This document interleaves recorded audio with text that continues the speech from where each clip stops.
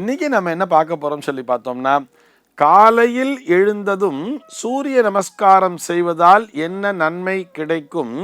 இந்த சூரிய நமஸ்காரத்தை ஒரு சாரார் மட்டும்தான் செய்ய வேண்டும் என்று சொல்கிறார்களே, இது உண்மையா அப்படிங்கிற கேள்விக்கான விடையைத்தான் பார்க்க போகிறோம். இந்த சூரிய நமஸ்காரத்தை ஒரு சாரார் மட்டும்தான் செய்ய வேண்டும் என்கின்ற கூற்று முற்றிலும் தவறானது. இதிலே எந்த விதமான சந்தேகமும் இல்லை. தெளிவாகவே சொல்லலாமே. அதாவது இந்த சூரிய நமஸ்காரத்தை அந்தணர்கள் மட்டும்தான் பண்ணணுங்கிற மாதிரி தப்பாக நினச்சின்னு இருக்கோம். அந்த மாதிரி இல்லை. இதிலே ஜாதி மத நிற வேறுபாடு ஏதுமின்றி, அதாவது குழந்தைகள் பெரியவர்கள் முதல் ஆண் பெண் வேறுபாடின்றி எல்லோருமே காலையிலே சூரிய நமஸ்காரத்தை செய்ய வேண்டியது. இதிலே எந்த விதமான சந்தேகமும் இல்லை. சூரிய நமஸ்காரம் பண்ணணும்னு சொன்னால் அதுக்கு மந்திரம் சொல்லி தான் நமஸ்காரம் பண்ணணுங்கிறது இல்லை. எந்த மந்திரமுமே தெரியலனா கூட நம்ம ஆதித்யாய நமஹா அப்படின்னு சொல்லலாம் இல்லையா, திவாகராய நமஹான்னு சொல்லலாம், பாஸ்கராய நமஹான்னு சொல்லலாம், தினகராய நமஹான்னு சொல்லலாம். இது அத்தனையுமே சூரியனுடைய பெயர்கள் தானே. எதுவுமே தெரியலனா கூட ஓம் சூர்யாய நமஹா அப்படின்னு சொல்லி கூட நேரடியாக சூரியனை வணங்கலாமே. இப்படி வணங்குவதன் மூலமாக எனக்கு என்ன நன்மை கிடைக்கும் சொன்னா, முதலில் உங்களுடைய உடல் என்பது ஆரோக்கியம் பெறும். அதனை நன்றாக புரிந்து கொள்ள வேண்டும். உடல் ஆரோக்கியம் பெற்றாலே மனம் என்பதும் வலிமை பெறும். சூரியனை ஜோதிட விதிகள் எப்படி தெரியுமா சொல்றது? ஆன்மகாரகன் அப்படின்னே சொல்றார். ஆன்மகாரகன் நம்முடைய சோல் அப்படின்னு சொல்றது. ஆக இந்த ஆன்ம பலம் பெருக வேண்டும் என்று சொன்னால், ஒரு செல்ஃப் கான்ஃபிடன்ஸ், ஒரு தன்னம்பிக்கை என்பது வளர வேண்டும் என்று சொன்னால், அதற்கு சூரியனினுடைய அந்த ஒளியானது நமக்கு மிகவும் துணை புரிகிறது. இது போக உடல் ஆரோக்கியம் அப்படின்னு சொல்றீங்களே சார் அப்படின்னு சொன்னா, அழகா இப்படி கூட புரிஞ்சுக்கலாமே. ஒயிட் பிளட் கார்பசல்ஸ் அப்படின்னு சொல்லுவா. நான் விஞ்ஞான ரீதியாக சொல்லணும்னு சொன்னா, வெள்ளை அணுக்கள், ரத்த வெள்ளை அணுக்கள் சொல்லுவார், ஒயிட் பிளட் கார்பசல்ஸ்ன்னு சொல்லி.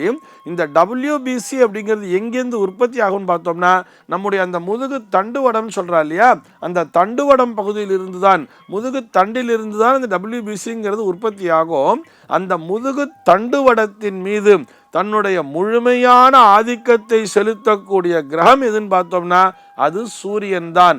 ஆக ஒரு பேர் பாடியோட ஆண்கள் போய் ஒரு பேர் பாடியோட அந்த சூரியனில் போய் சூரிய ஒளியில் வாங்கி கொள்ளும் பொழுது ஆட்டோமேட்டிக்காக இவங்க உடம்புல இம்யூனிட்டி அப்படிங்கிறது டெவலப் ஆகிடுறது. ஏன்னு சொன்னால் இந்த WBCன்னு சொல்கிறோம் இல்லையா, இந்த இரத்த வெள்ளை அணுக்கள் தான் நம்முடைய உடம்பிலே நோய் எதிர்ப்பு சக்தியை தரக்கூடியது. இது பயாலஜி படிக்கிற அத்தனை குழந்தைகளுக்குமே இது தெரியுமே. ஆக இந்த நோய் எதிர்ப்பு சக்தி என்பது இந்த சூரிய நமஸ்காரத்தின் மூலமாக கிடைக்கிறது. சூரிய நமஸ்காரம் பண்ணுறதுன்னா, நான் வீட்டுக்குள்ளேயே ஒரு ரூம்குள்ளே உட்காந்துட்டு, ஒரு ஏசி ரூம்குள்ளே உட்காந்து நான் பாட்டி ஆதித்ய ஹிருதயம் படிக்கிறது அப்படிங்கிறது சூரிய நமஸ்காரமாக ஆகவே ஆகாது. நீங்கள் என்ன பண்ணணும்னு சொன்னால், அதாவது அங்கே சூரிய பகவான் உங்ககிட்டேருந்து மந்திரங்களை எதிர்பார்க்கவில்லை. அவருடைய ஒளி, அவர் தன்னுடைய கடமையை தவறாமல் செய்து கொண்டிருக்கிறார். அவருடைய ஒளியானது நம்முடைய உடம்பிலே பட்டாலே போதும். குறைந்தபட்சமாக நம்முடைய தலைப்பகுதியின் மீதும் அதே மாதிரி அந்த முதுகு தண்டுவடத்தின் மீதும் பதிய வேண்டும். இப்படி பட்டாலே அவர்களுடைய உடல் என்பது பரிபூரணமான ஆரோக்கியம் பெறும். அதாவது சூரிய ஒளியில தான் அந்த விட்டமின் D அப்படிங்கிறது கிடைக்கும் அப்படின்னே சொல்லுவார். பொதுவாகவே ஜென்ரலாகவே இந்தியன்ஸ்க்கு விட்டமின் D டெஃபிஷியன்சி அப்படிங்கிறது அதிகமாகவே இருக்கும். நம்ம அந்த ஸ்டாட்டிஸ்டிக்ஸ் புள்ளி விவரம் சொல்றதே இந்தியன்ஸ்க்கு விட்டமின் D டெஃபிஷியன்சிங்கிறது இயற்கையாகவே இருக்கும். அதனால தான் நம்முடைய முன்னோர்கள் என்ன சொன்னாங்கன்னு பார்த்தோம்னா, இந்த சூரிய நமஸ்காரத்தை வலியுறுத்தினார்கள். இந்த சூரிய நமஸ்காரம் செய்வதன் மூலமாக இயற்கையாகவே நமக்கு விட்டமின் D அப்படிங்கிறது சூரியனுடைய ஒளியிலிருந்து கிடைக்கிறது. அதன் மூலமாக நம்முடைய உடம்பானது ஆரோக்கியமாக இருக்கிறது. உடல் ஆரோக்கியமாக இருந்தாலே மனதிலே ஒரு பலம் என்பது கூடுகிறது.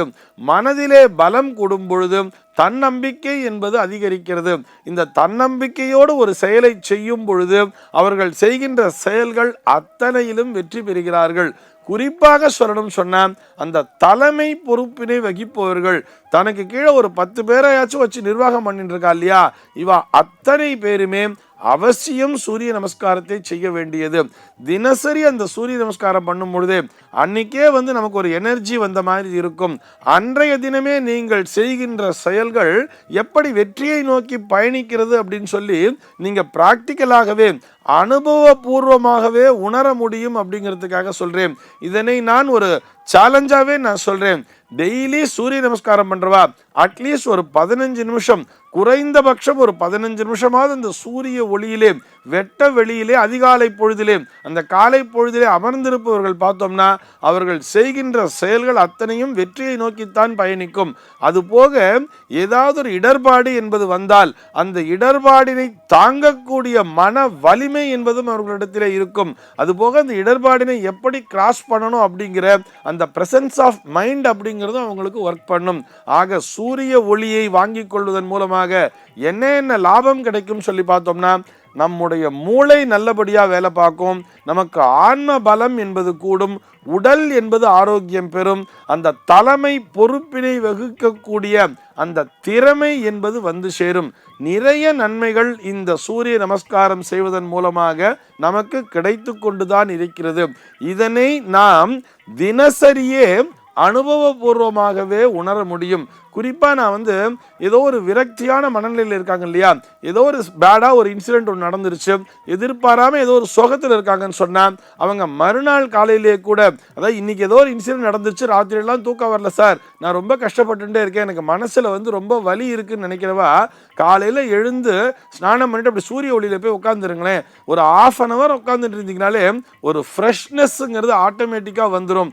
உங்களுக்கே அந்த பிரச்சனையை எப்படி நாம் கடந்து வர வேண்டும் என்கின்ற அந்த ஐடியா அத்தனையுமே கிடைச்சிடும். இதை நீங்கள் அனுபவபூர்வமாகவே உணர்ந்து பார்க்கலாம். சர்வே ஜனாஹ சுகினோ பவந்து.